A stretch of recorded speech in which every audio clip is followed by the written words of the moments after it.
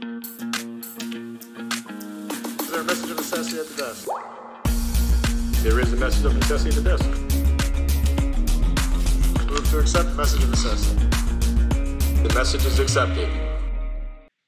Today we're talking about Governor Hochul's State of the State. With me are Ken Girardin, Bill Hammond, and Cam Macdonald, all of the Empire Center and the Government Justice Center. To start, let's get the budget out of the way. So the State of the State is not the budget presentation. We'll get that next week, next Tuesday. The governor will be delivering her budget presentation, and then we'll get a better sense of the spending side of this. But just quickly, Ken, there is a difference in what the projected deficit's going to be. We're saying it's going to be 8. The governor said she thinks it's going to be 4. What's the deal with that? We'll get a lot more information when the governor issues her updated financial plan as part of her budget proposal next week. But basically, the state went from having a budget gap in the neighborhood of $9 billion for the coming fiscal year to closer to 4. The biggest change in there was essentially the governor saying that they had found about $3 billion in savings. That is money that was appropriated that wasn't spent last year that's going to get rolled over to next year. So the fundamental problem with taxes and with revenues and expenses pointed in different directions still remains. We've just sort of wallpapered over the worst of it. There's been a slight recovery in tax receipts, but we went from having a roughly $9 billion gap in the coming year to a $9 billion in the gap, or in the year after that. So the problem still remains, and she's going to have a tough nut to crack when we see that budget. Yep. Okay, great. Thanks. All right. So again, we're going to focus on the speech, not the budget. There was a theme, it seemed, this year, or at least there was a word that was used a lot. It was affordability. I don't think that what I think affordability means and what the governor thinks affordability means is the same thing. Bill, what do you think about that? Yeah, so I think I saw somewhere that the word affordability appeared in her speech 60 times, or maybe that was in her printed message. I don't know. But yeah, it was definitely a theme. And I think you've heard it a lot also from the legislative leaders. My take is that like they're tacitly acknowledging that the state is losing people. I mean, that's the ultimate measure of the state's performance is what's going on with this population. And its population is shrinking. It has been for several years. And so they need an explanation for why it's shrinking and what they're going to do about it. And I think their answer to that is affordability.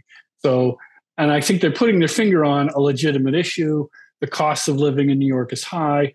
But their response is not to lower that cost, but to shift it around, to subsidize expenses, to have the state pay and therefore the taxpayers to cover more of those expenses. And that really just means that you're taking an existing cost and you're just making somebody else pay it. And usually in the process, you're making those overall costs higher.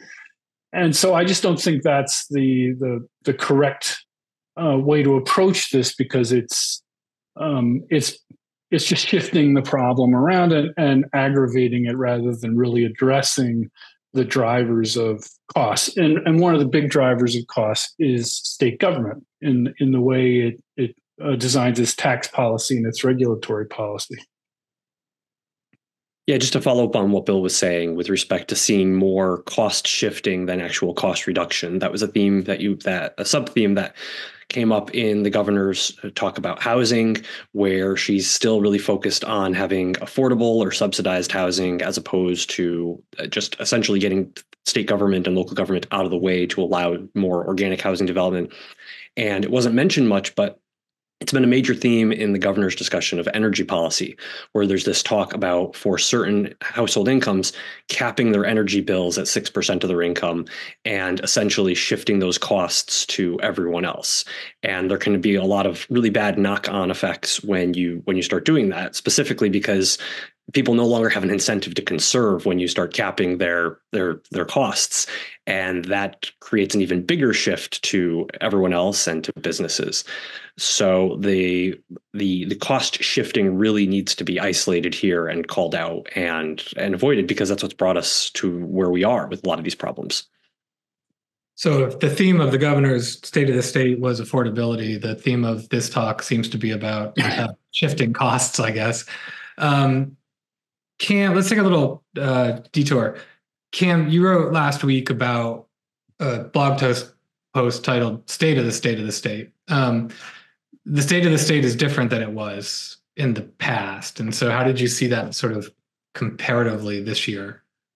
So it was more of the same and more of the opposite. As I wrote last week, in 1821, the Constitution was amended to specifically stop the governor from coming over to the legislature and giving the address in the form of a speech. And one of the reasons for that was the unnecessary cost that was inflicted on the state, which, happened yesterday. There were unnecessary costs involved with yesterday's State of the State, but also because the legislature then wasted time with 11 days of debating and responding to the governor's speech.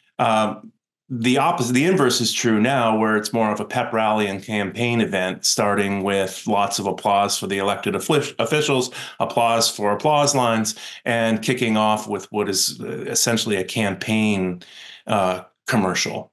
There's just an invitation there to get carried away. The governor bragged about having 204 proposals. As I noted last week, Al Smith, when he gave the first in-person address in 100 years, only covered around 30 topics. So there's been significant inflation. And Cam is a recovering royal subject, so anytime the governor behaves like a monarch, it's deeply upsetting to him. We'll let that hang, I guess. So the governor, during the speech, one of the highlights from my perspective was she had a line where she said something like, she's going to protect our money from politicians who want to raise our taxes. So that seems great, if that's true, I guess. So let's stay on this idea of affordability for a minute. I'm going to say the S word again. So there was a lot of ways that talking about shifting costs essentially is what they boiled down to. It's both you, Ken, and Bill just explained. But in each individual area, we can dive into a little bit about how affordability plays into what the governor's proposals are, and those don't seem to match up all of the time. If we start by talking about energy, obviously the state's got this huge energy plan that's being implemented. It's been happening in some way, shape, or form since 2019. It's huge. It's far-reaching. The Empire Center's done a ton of work on this. Ken, you've been sort of following this really closely for a lot of years now, since certainly before 2019. Talk a little bit about how the energy policies and these big goals that we're setting and how that's the future for New York is going to have an impact on actual affordability and costs and reliability. The state has these pretty far-reaching goals about reducing its carbon dioxide and other greenhouse gas emissions, first by 2030, then by 2040, and then ultimately by 2050. And one of the points that came up in the governor's remarks yesterday was, at least in her policy book, and possibly, I believe her in her remarks, was talk about eliminating something known as the 100-foot rule. And for roughly a century, New York utility law has given people essentially the right to electric service and to natural gas service at their home. And there's a proposal to decouple those things. So you would still have right to electricity, but you wouldn't have right to natural gas as you built buildings. And the utility companies would be restricted in terms of how much they had to charge you to bring new gas service to your house. Essentially, they'd be forcing people to assume an unreasonable part of bringing new gas service to their house. The first part of this that is silly is that the state's goal over the past few decades has been to get as many people as possible off of heating oil onto natural gas because it burns cleaner. The costs have generally been lower, and it takes a lot. It takes away some of the reliability concerns that we have. So for the state to suddenly be saying, no, we want to move away from that and electrify everyone when that's been our previous policy really, really turns on a dime. And it's also going to present a big challenge with affordability long term. And that's by the advocates' own admissions. A lot of the folks who have been involved on these natural gas pushes have said that their long term goal is to make it so that natural gas isn't economical for anyone. So what we're seeing is the governor basically getting into the conversation, not going as far as some of the extreme voices have on this, where the extreme voices want to essentially take entire neighborhoods off natural gas, whether people want to or not. But long term, this is going to be a really big challenge for affordability. Yep. So sticking again with affordability, let's talk a little bit about healthcare. There wasn't a lot in the speech yesterday, Bill, but there are all sorts of confounding factors that are going to have an impact on not only the legislative session, but on the budget as well. You want to talk a little bit about that? Well, so the state, I mean, I think it was Mario Cuomo used to say, the state of the state is the poetry and the budget is, that's probably, I'm getting that quote wrong, but that's kind of the divide. The state of states when you talk about your goals and your aspirations, and then the budget is where you supposedly give the details. There's a probably 95% overlap because so much now of the governor's agenda goes into the budget because that's where they have the most political leverage. So all kinds of not truly budgetary stuff will go into the budget. And so a lot of the details of what she talked about yesterday we won't see until a couple of weeks when she gives us. And as a result of that, the state's fiscal situation is constraining her agenda. She knows, she's already signaled she doesn't want to raise taxes. She knows she's going to have to cut spending or at least slow it down in some places in order to balance the budget. And so there was a disconnect, I thought, between some of the higher flying rhetoric of her proposals. Saying, so for example, she said the nexus between mental health and crime in the streets and quality of living issues in the cities is the defining issue of our time. But when you look at what she's actually proposing to do, her top line proposal is I'm going to add 200 psychiatric beds. Last year, she proposed adding 3,200 psychiatric beds. So she's kind of hoping we won't remember that and that we'll be impressed by the 200 beds. But that's sort of where she is. That's sort of what she thinks she can afford, or at least that's what she can afford as an opening bid with the legislature, and maybe they'll add some on top of that. You saw disconnects like that all over the place. She would lay out a serious problem and then propose a very incremental solution. Part of the problem is the state's been around for a lot of years. They've done a lot of budgets. Pretty much every politically viable solution there is, they've tried already. And so they almost always, when they propose something, if you look into existing state laws and the existing budget, you can find they're already doing that. This is just a new name for the same thing. And if I can follow up on what Bill's remarked there, that's a dynamic that we've seen more and more since 2019, when the Senate, the Assembly, and the governor's office all came under the same party control, where previously you saw a lot of conflicting visions coming from the governor's office and the Senate in particular. You now see more and more the governor basically trying to put forward the most, the reasonable offer, knowing full well that you're going to have advocates, particularly in the Senate, trying to go to pretty far extremes. Well, and there's just sort of, again, I mean, we're going to, on the spending side of things, as Bill, as you highlighted there, you can lay out the problem, but if every solution you have involves spending money, at some point you either need to have more money or you need to spend the money differently. And this is going to be a theme across all of these areas. It's true in energy and healthcare and education. It doesn't matter, right? Like you've got to do one thing or the other. So there have to be some efficiencies that can be realized in healthcare, especially if the governor is right. And the biggest problem of our age is sort of the implications of mental health on all these other areas. So how do they do that? Where do they find the money to get from, if 3,200 is the right amount of psychiatric beds, how do they get from 200 to 3,200? I mean, in that case, a lot of the money that goes into those mental health beds is capital, and so they can kind of drum up capital without throwing the budget too far out of balance. But I did notice, so she brought up affordability with respect to health insurance, and that was kind of music to my ears because I write a lot about the lack of affordability in health insurance. But then again, when I looked at what she was actually proposing, she was talking about ending cost sharing for people in the essential plan, which is already essentially free. It's a state operated health plan for people who are near poverty, and it has very little cost sharing and no premiums. And then on top of that, she wants to enhance the tax subsidies for Obamacare plans. Well, those are already heavily subsidized with taxes. So she's targeting two of the least expensive forms of health insurance in the state and doing nothing about, I don't know if it's still a majority, but a lot of us are on employer-sponsored insurance, and that's the most expensive form of insurance in New York, and also New York has the worst premiums in the country.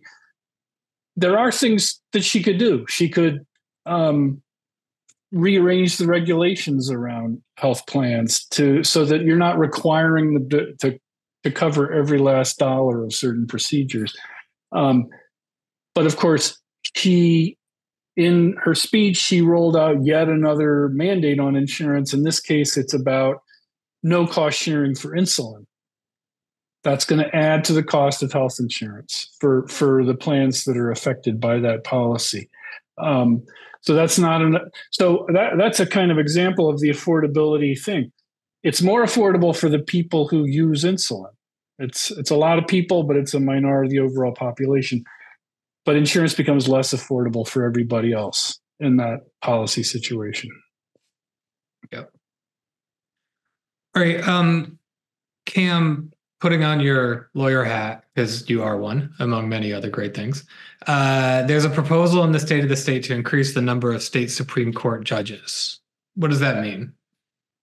So the subject of Supreme Court justices has been around for a while. Currently, the Constitution caps them at, I believe, 1 per 50,000 residents, which then leads to appointments from the Court of Claims to various Supreme Courts around the state.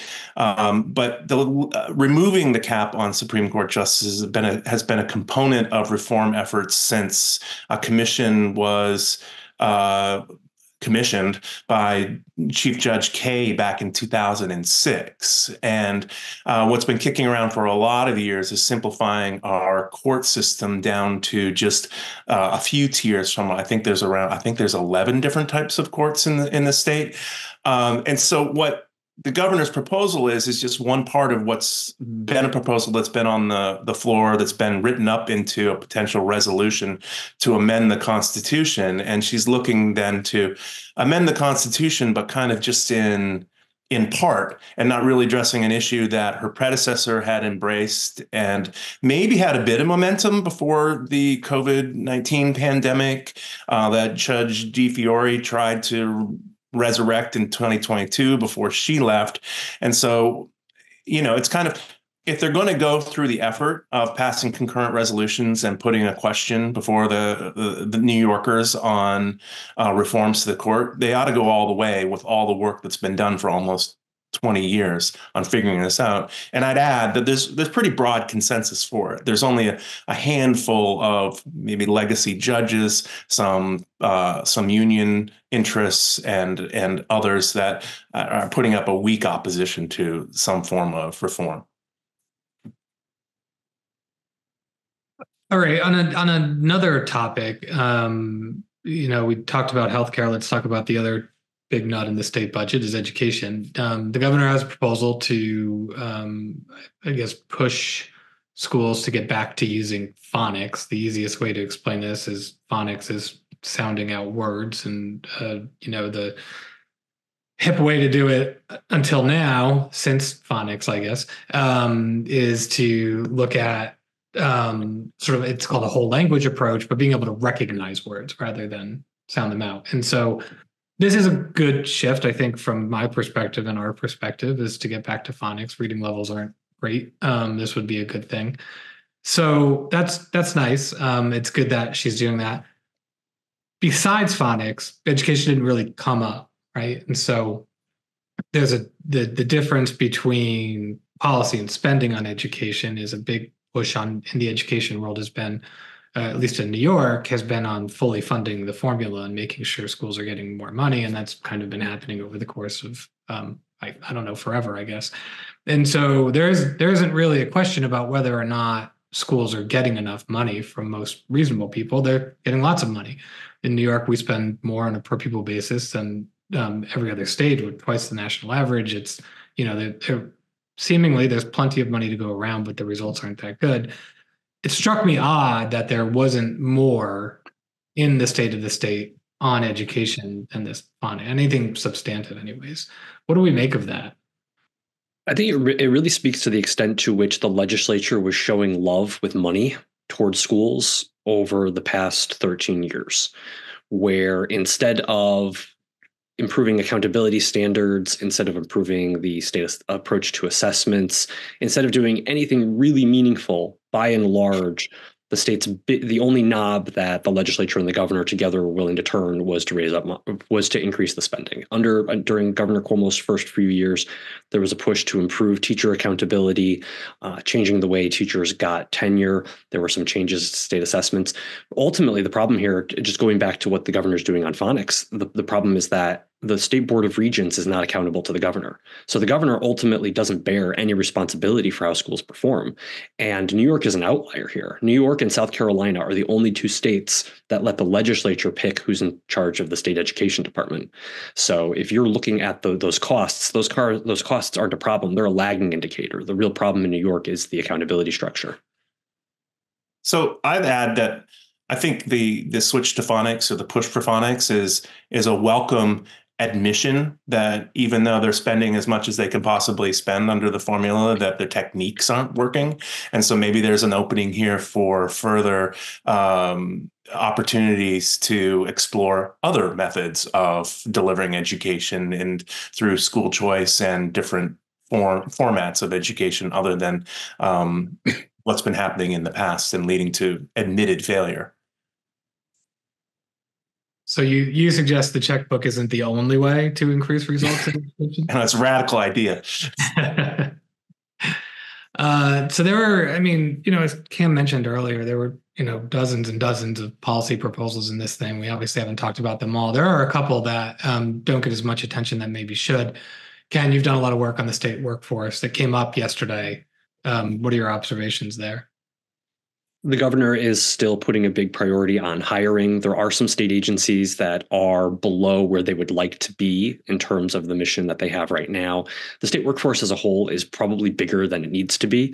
The thing that's missing is any kind of measurement of performance. New York City does a great job developing performance metrics for its agencies. New York State doesn't. So it's hard to make the case that the state workforce as a whole should grow. One good thing that the governor is already setting in motion is the use of artificial intelligence. Now, people use the word AI a little too broadly, in my opinion, but she's given state agencies the green light to use AI, and that's going to reduce clerical work, potentially reduce manpower needs, maybe give people faster, better response times from state agencies on things like permitting. Which has the potential to make government more efficient. One thing she's also indicated she's going to do is require every state worker to go through diversity, equity, and inclusion training, and in some cases, anti-racism training, from which you can't really draw a straight line to improved agency outcomes. Yeah. One positive is that she is also investigating removing college degree requirements from certain job types throughout the state, which has a positive development that already happened next door in Pennsylvania and should be a positive development here. Yeah, totally. All right, well, let's move into, we've got a handful of questions in the Q&A. We'll start going through them. And if anybody on the listening side has questions, feel free to put them in. For starters, we didn't include this, and it was certainly got a lot of media attention yesterday. there was a lot said about housing. Again, an affordability issue.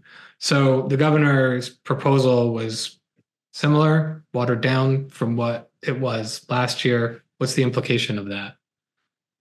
I like a lot of what I hear from her in terms of how she describes the issue.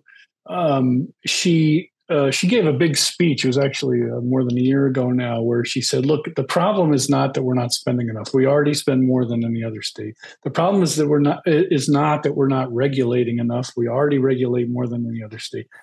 The problem is we overregulate." I think that was kind of the gist of her message. And so her proposal was to try to pressure and cajole and incentivize local governments to roll back their regulations and allow more housing. I think the general direction of that all makes sense to me. It's just that she couldn't get any buy-in from the legislature and some of the entrenched interest groups, and she still has that problem.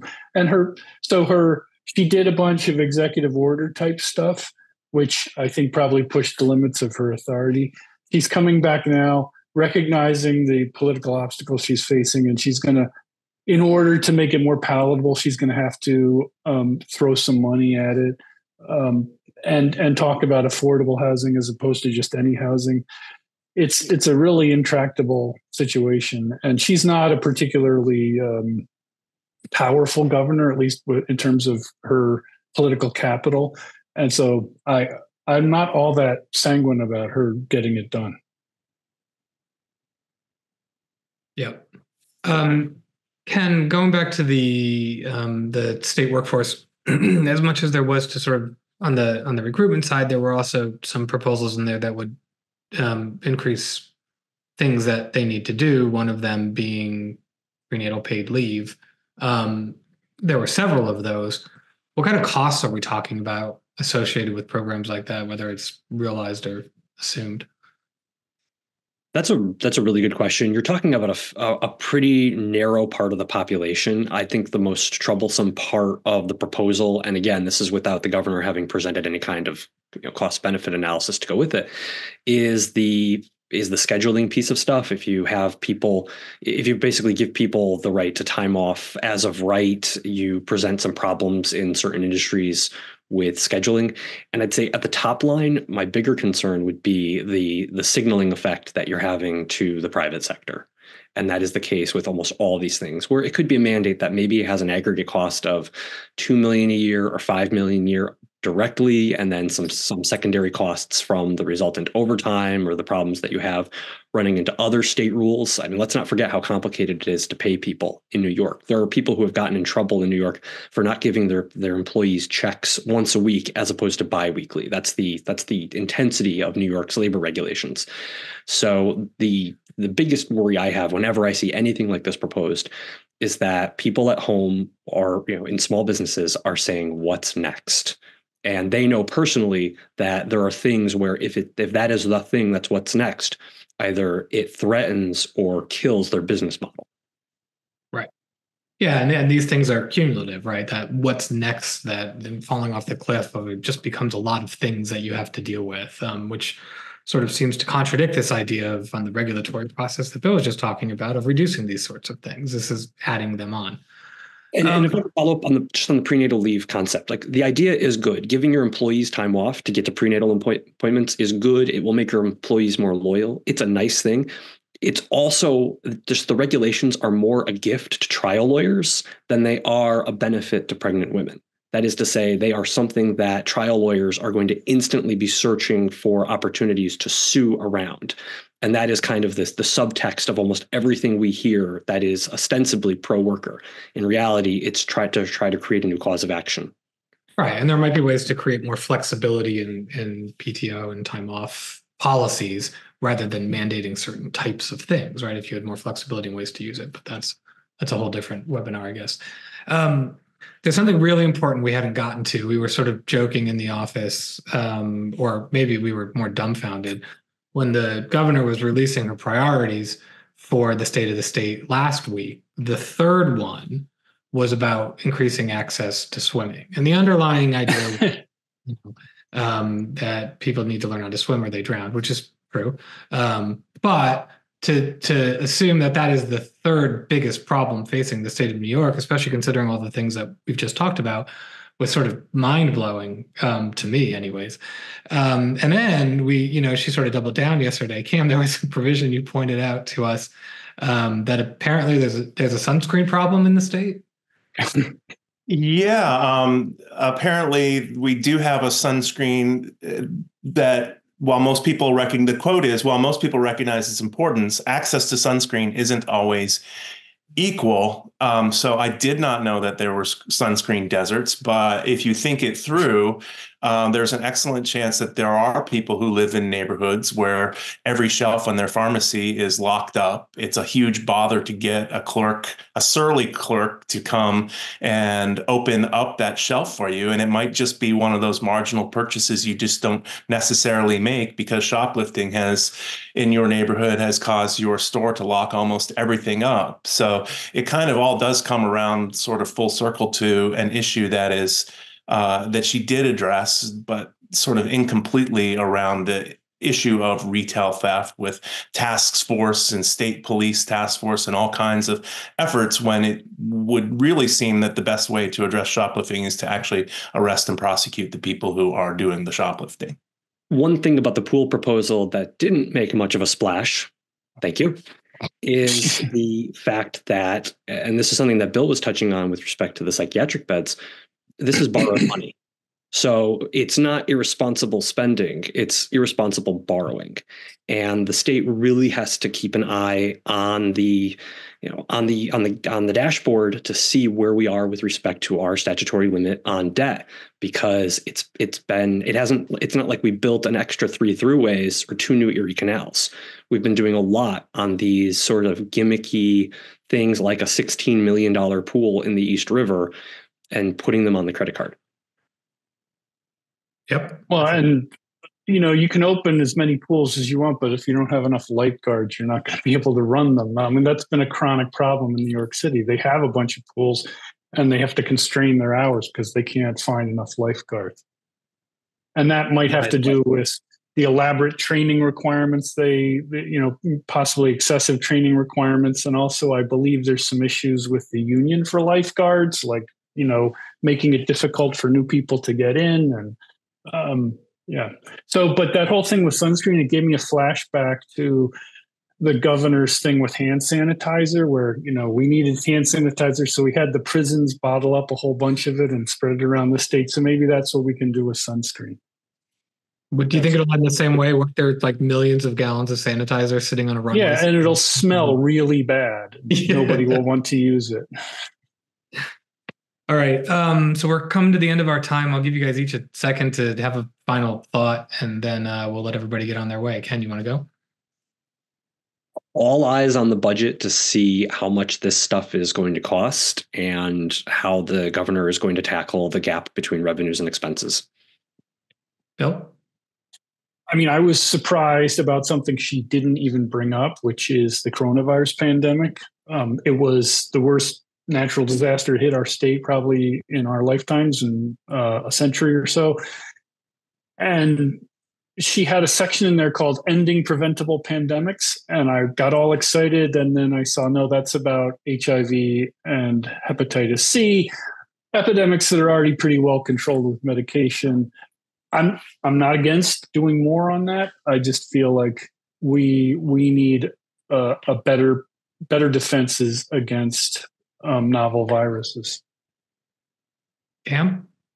I'll end on a positive note then, which is unlike me. I appreciate that the governor is dipping her toe again into occupational licensing reform of some nature, with proposing New York entering into the medical doctor and the nurse licensure compacts. It's a start to fixing or addressing occupational licensing restrictions that keep people from moving to this state potentially, and also maximizing scope of practice in the medical professions. So at least she's trying again in that area, which is a positive.